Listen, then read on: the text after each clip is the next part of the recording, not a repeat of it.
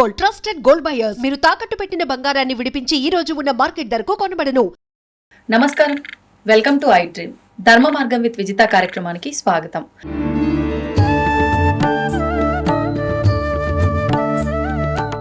ప్రస్తుతం మనతో పాటు ఉన్నారు గీతా విజన్ ఫౌండర్ స్వామి స్థిత ప్రజ్ఞానంద సరస్వతి గారు. ఇప్పుడు వారితో మాట్లాడి ముఖ్యంగా కార్తీక మాసం యొక్క విశిష్టత, కార్తీక మాసం ఎంతో పవిత్రమైనది అంటూ ఉంటారు, శివకేశవుల ఇద్దరి ఆరాధనకు ఎంతో ప్రీతికరం అంటూ ఉంటారు. మరి ఈ విషయాలన్నీ కూడా వారితో మాట్లాడి క్లుప్తంగా తెలుసుకునే ప్రయత్నం చేద్దాం. నమస్కారం అండి. నమస్తే. మనకు ముఖ్యంగా కార్తీక మాసము అనేసరికి ఆధ్యాత్మికంగా ఎంతో దగ్గరగా ఉండే మాసం అని చెప్పి అంటూ ఉంటారు. అంటే 12 మాసాలు ఉన్నప్పటికీ కూడా అందులోంచి ఒక 4 మాసాలు చాలా విశేషమని, వాటిల్లో ముఖ్యంగా కార్తీక మాసం ఇంకా ప్రాధాన్యమని అంటూ ఉంటారు.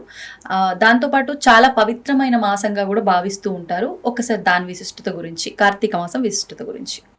వాస్తవానికి ఈ కాలం ఏదైతే ఉందో అది ఈశ్వరుడే కాలంగా ఉంటారు. ఎందుకంటే భగవద్గీతలో కూడా చెప్పారు, కాలోస్మి, నేనే కాలమై ఉన్నాను.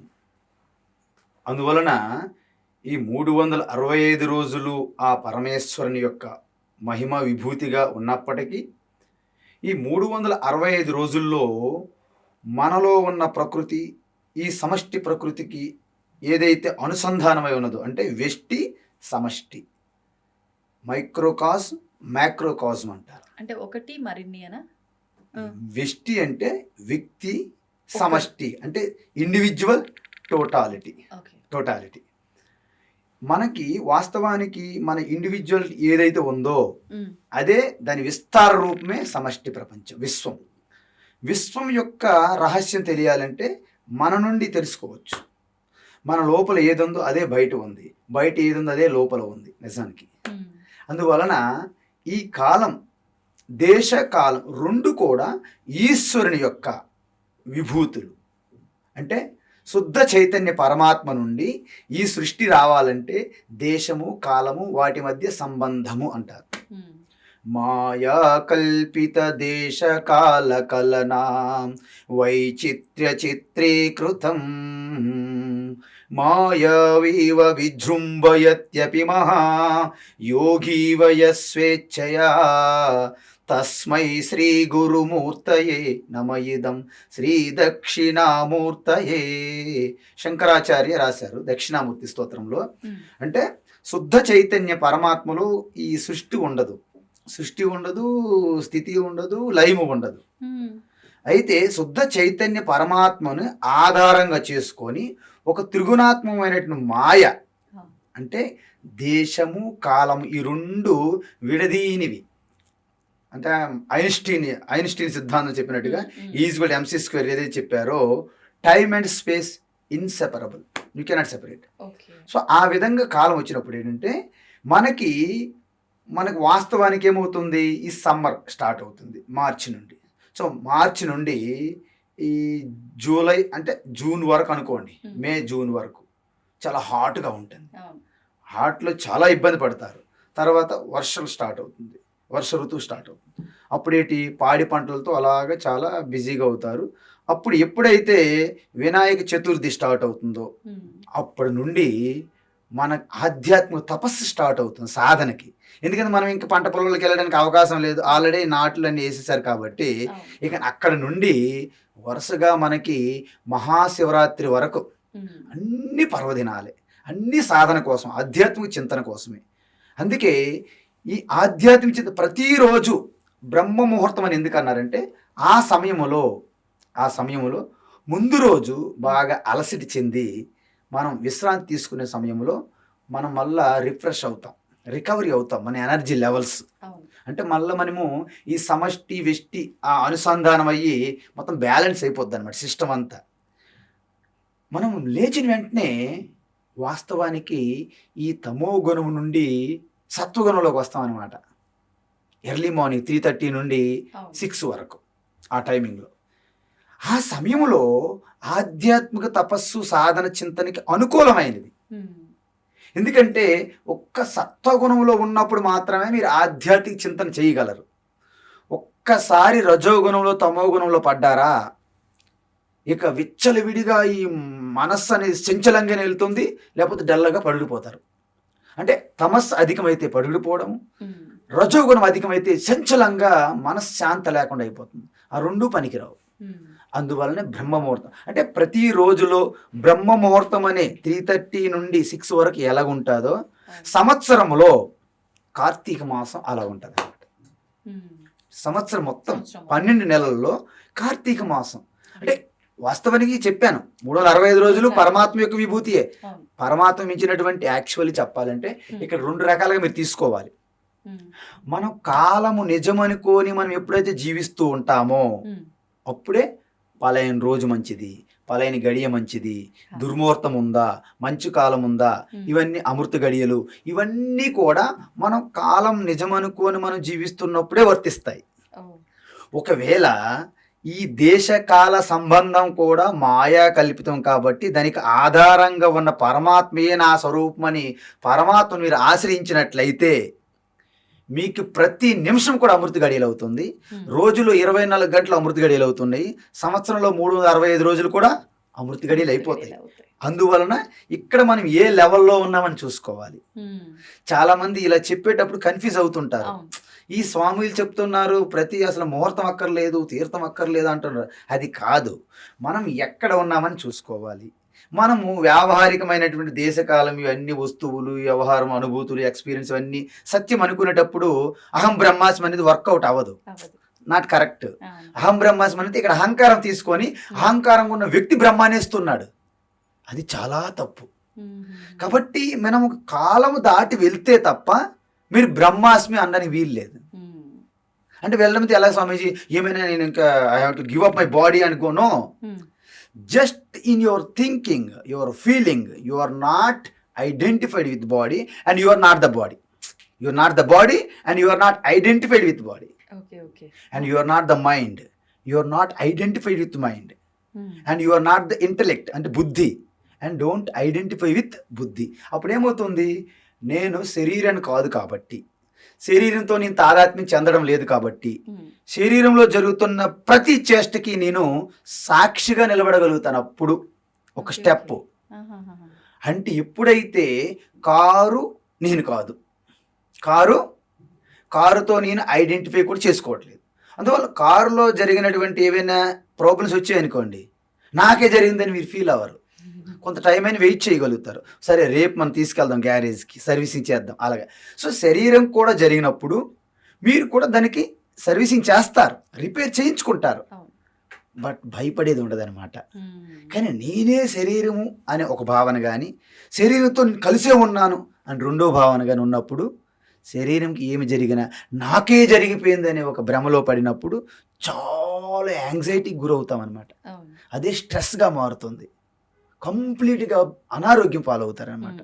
ఈ బీపీ, షుగర్లు ఇవన్నీ రావడానికి ఇలాంటి కారణాలే. కానీ మీరు ఎంత చెప్పినా, స్వామీజీలు ఎన్ని చెప్పినా కూడా ఆ ఒక ఆలోచన నుంచి అయితే బయటికి రాలేము. ఆ స్ట్రెస్ ఖచ్చితంగా తీసుకుంటాము, నేను అనే భావనలోనే ఖచ్చితంగా ఉంటాము. అసలు నిజంగా దాని నుంచి బయటకు రావాలి అని అంటే భౌతికంగా, అంటే శరీరం మనది కాని శరీరంతోటే మనం ఈ పూజలు, ఆరాధనలు అన్నీ చేస్తూ ఉంటాం. శరీరం అనేది ఇన్స్ట్రుమెంట్, టూల్ వాడుకోవాలి. అంటే ఏదైతే నిజానికి నేను కానప్పటికీ నేను అనుకుంటున్నానో దానికి జరిగినవన్నిటికీ మీరే బాధ్యత వహిస్తున్నారు. ఇప్పుడు నిజానికి వాస్తవం సత్యం ఏంటంటే శరీరం నేను కాదు, శరీరం నేను అనుకుంటున్నాను. సో శరీరం జరిగిన వల్ల నాకే జరుగుతుందని బాధిస్తుంది. దాన్నే సంసారం అంటారు. సో మెల్లగా మనం ఎక్కడి నుంచి వచ్చాము, కార్తీక మాసం నుంచి ఇక్కడికి వచ్చాము. అందువలన కార్తీక మాసం అనేది చాలా గొప్ప సాధనకి అనుకూలము. ఆ సమయంలో వర్షాలు పడుతుంటాయి. ఎక్కడ బయటికి వెళ్ళి ఎక్కువగా వ్యవహారం చేసేది అంత సమయం ఉండదు. మీకు వీలైనంత వరకు ప్రసన్నమైన వాతావరణం ఉంటుంది, పాడి పంటలతో పచ్చగా ఉంటుంది. మన చుట్టూ ఉన్నటువంటి వాతావరణం అందరూ కూడా ఆ వాతావరణానికి, ఆధ్యాత్మిక సాధనకి అనుకూలంగా అనుసంధానం అవ్వగలం.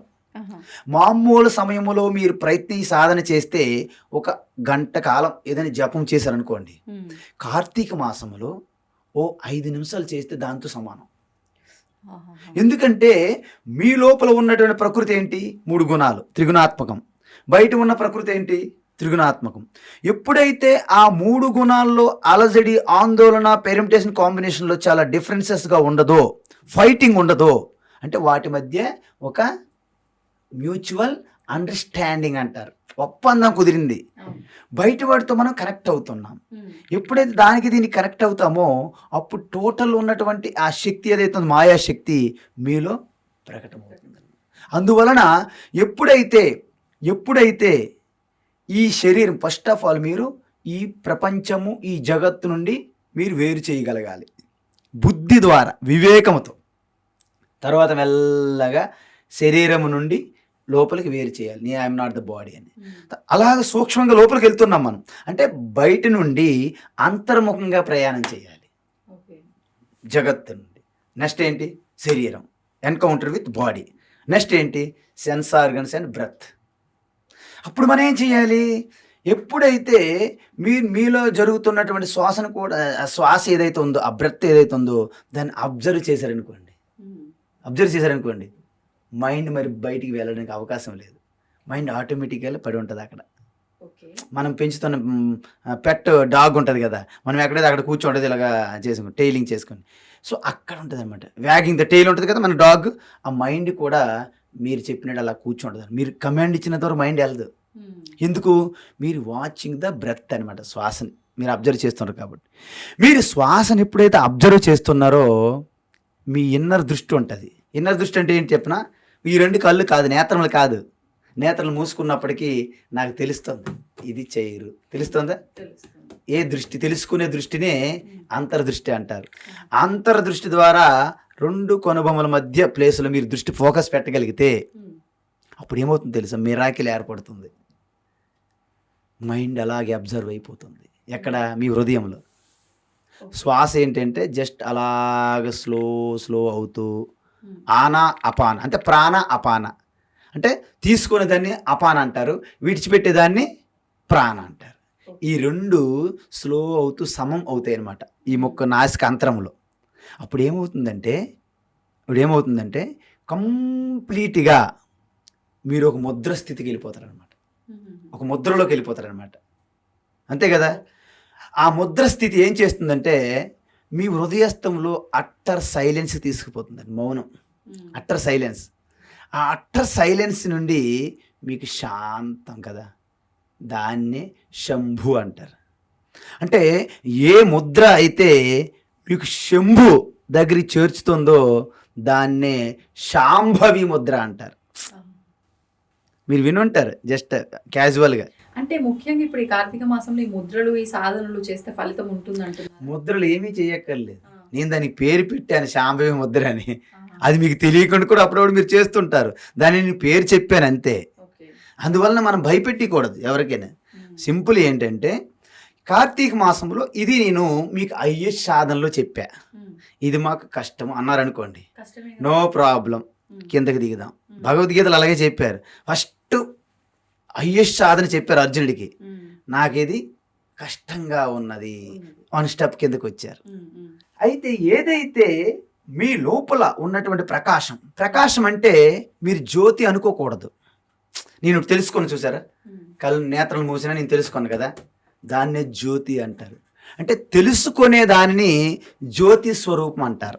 అందుకే ఏ ప్రకాశంలో అయితే మనం వస్తువులను తెలుసుకుంటున్నామో, ఏ ప్రకాశంలో అయితే మనం వ్యవహారం చేస్తున్నామో దాన్నే తెలుసుకోవడానికి ఉపయోగపడే జ్యోతి అంటారు. అది బయట ఉంటే ఈ ప్రకాశం అంటున్నాము, లోపల ఉంటే చైతన్యము అంటున్నాం కదా. సో ఆ చైతన్యం అనేది అంతటా ఉంది, లోపల బయట ఉన్నది. ఆ జ్యోతిని మనము చేరుకోవడానికి మనం బయట ఒక జ్యోతి వెలిగిస్తున్నాం. ఎందుకు? దాన్ని టచ్ చేయడానికి. అందుకే మనం కార్తీక మాసంలో ఆ యొక్క 1,000,000 దీపోత్సవాలు, 1,00,000 దీపోత్సవాలు అని పాపులర్గా చేస్తుంటారు. ఎందుకు? జ్యోతి అంటే ఏంటంటే అంధకారాన్ని చెదరగొట్టేది. ఇప్పుడు ముఖ్యంగా అండి మనకున్న పురాణాల్లో మనం ఆచరిస్తున్న ప్రతి విధానం గురించి, ఆచరించాల్సిన విధానాల గురించి కూడా ఉంది విశ్లేషణ అనేది క్లియర్గా అని చెప్పి అంటూ ఉంటారు. ముఖ్యంగా ఈ కార్తీక మాసం విషయానికి వస్తే స్కాంద పురాణంలో, పద్మ పురాణంలో చాలా గొప్పగా ఈ మహత్యం అంతా కూడా వివరించబడింది అని చెప్పి నేను విన్నాను. ఇది వాస్తవం? అసలు ఏముంది ఆ పురాణాల్లో మాసం గురించి? అంటే పురాణాలు ఏం చెప్తారంటే, ఏదైతే వేదముల్లో ఒక తత్వం, ఆత్మస్వరూప తత్వం చెప్పాలనుకున్నారో, వేదముల ద్వారా వచ్చిన ఆత్మతత్వాన్ని ఉపనిషత్తులు అంటారు, బ్రహ్మ విద్య.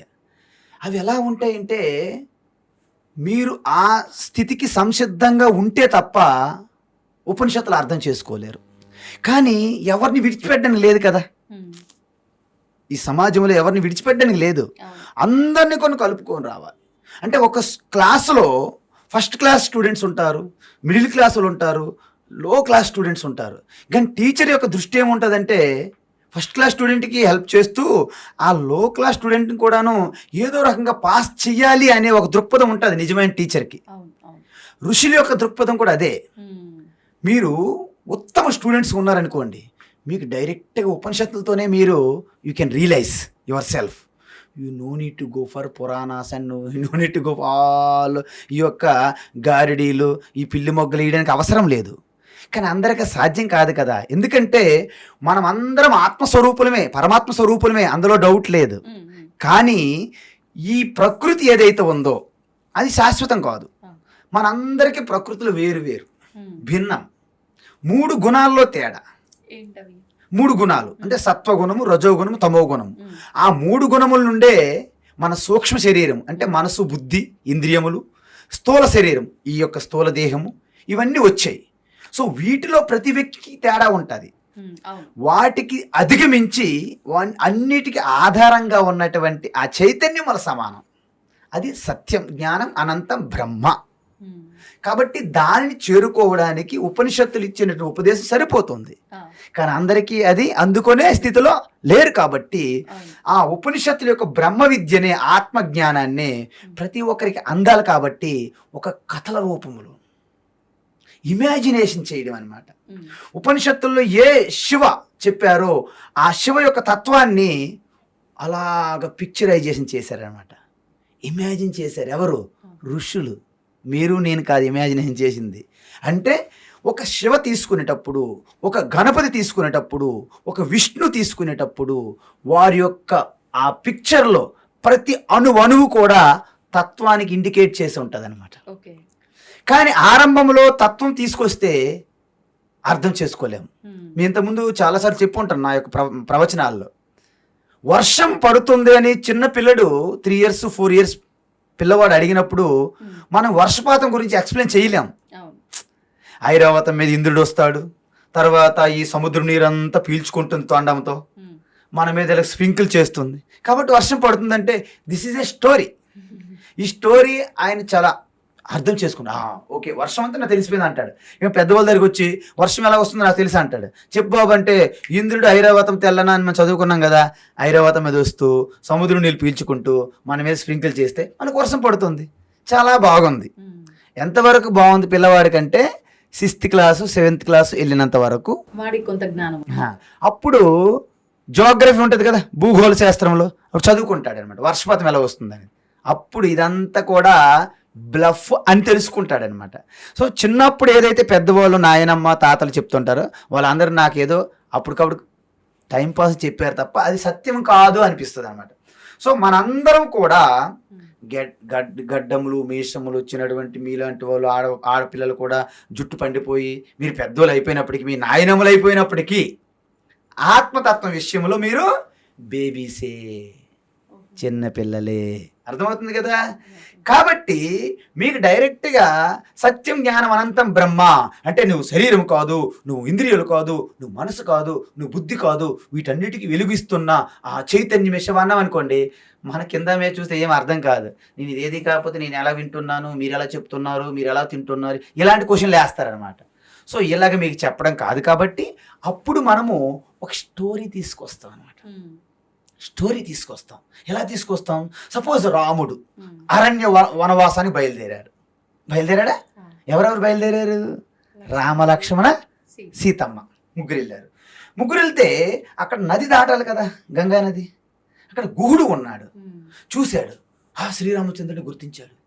అందువల్ల ఏమీ తెలియనట్టు యాక్టింగ్ చేస్తున్నాడు అనమాట, ఆ చుట్ట కాల్చుకుంటూ. రాముడు పిలుస్తున్నా రావట్లేదు, అక్కడ ఎవరు పడవలు లేరు. చివరికి వచ్చి ఏమంటాడంటే, నా మమ్మల్ని దాటించండి అంటాడు. ఆయన ఏమంటాడు? కుదరదు, నేను దాటించను అంటాడు. ఏమయ్యా దాటించిపోయి అంటే, వద్దండి నీ పాదం నాకు తెలుసు, నీది ఐరన్ లెగ్ మామూలు లెగ్ కాదు, నీ పాద ధూళి ఒక రాయి మీద పడితేనే ఒక స్త్రీగా మారిపోయింది. ఒకవేళ అదే పాద ధూళి నా బోటు మీద పడితే స్త్రీగా మారిపోతే నేనెక్కడ బ్రతకాలి? ఇంట్లో ఆల్రెడీ ఒకరు ఉన్నారు, ఇప్పుడు ఇది కూడా స్త్రీగా మారిపోతే ఇంకా నా జీవితం అవుట్ అయిపోద్ది. వద్దు బాబు నీకు ఒక నమస్కారం, నేను దాటించిన అంటాడు. ఎన్ని చెప్పినా ఒప్పుకోడు అనమాట. చివరికి అయితే ఒకటి ఉన్నది మార్గం, మధ్య మార్గం ఉన్నది. ఏంటి అంటే నీళ్లు, ఆ గంగా జలం తీసుకొచ్చి ఆ పాదం బాగా కడిగి ప్రక్షాళన చేసి ఆ పూజ చేసి ఇంకా ఆ పాదంకి ఎటువంటి దుమ్ము ధూళి లేదని ఈయన కన్ఫర్మ్ చేసుకున్న తర్వాత ఈ పాదం బోటు మీద పెట్టాలంటాడు. అంటే అర్థం ఏంటి? ఆయన భక్తి వచ్చిన అవకాశాన్ని వదులుకోకుండా సక్రమంగా వినియోగించుకుంటాడు అనమాట. అంటే సేవ చేసుకోవడం, సేవ చేయడమే ఈశ్వరుడని. ఎందుకంటే శ్రీరామచంద్రుడు సాక్షాత్ పరమాత్మ అని ఆయన ఎప్పుడైతే విశ్వసించారో ఆయనకి ఏదో రకంగా సేవ చేసుకోవాలి. ఎందుకంటే ఈ విధంగా వెళ్ళకపోతే ఆయనకి సేవ చేసుకునే అవకాశం రాదు కదా. మనందరికీ వస్తుంది అలాంటి అవకాశాలు, ఎక్కడికక్కడ వస్తాయి, కానీ మనం తప్పించుకుని వెళ్ళిపోతాం. మనమే పెద్ద దృష్టి పెట్టాం, గుర్తించాం, అంతే కదా. అదేవిధంగా మనం ఏం చేస్తామంటే మొట్టమొదటిసారి నేను ఏం చేస్తున్నా నాకు ఏదో ఈశ్వరుని అనుగ్రహం ద్వారా జరుగుతుంది అని గుర్తించగలగాలి. సాధారణంగా మనం గుర్తించాం. అంత మంచి జరిగిపోతున్నప్పుడు నేనే చేస్తానో భ్రమలో ఉంటాం. అది విఫలమైనప్పుడు మాత్రం మీకు అనిపిస్తుంది, అమ్మ దేవుడా అంటారనమాట. దేవుడు ఎప్పుడు గుర్తొస్తుంది? మీరు విఫలమైనప్పుడు గుర్తొస్తుంది. కాబట్టి మనకేం చేస్తారు? మొట్టమొదటిసారిగా ఈ పరమాత్మ సూక్ష్మంగా ఆత్మరూపంగా ఉందంటే ఎవరు అర్థం చేసుకోలేరు కాబట్టి దానికి ఒక స్టోరీ క్రియేట్ చేస్తారు. శివ, ఇక్కడ మామూలుగా నీలకంఠం, ఇక నాగేంద్రహారాయ, ఇక్కడ చంద్రశేఖర, ఇటు గంగాధర, ఇవన్నీ చెప్పాం కదా. ఇక్కడ విభూతి, త్రినేత్రుడు, త్రిశూలము వచ్చింది, రుద్రాక్ష, ఎన్ని వచ్చాయి. ఇవన్నీ కూడా చెప్తే ఒక పర్సనాలిటీ తయారయ్యాడు. స్వామి నామాల ఇవన్నీ కూడా శివని ఇండికేట్ చేస్తున్నాయి. మీరు దేని టచ్ చేసినా శివే అవుతుంది అనమాట. గంగాధర శివ, చంద్రశేఖర శివ, రుద్రాక్ష శివ, త్రిశూలధారి శివ. చూసారా?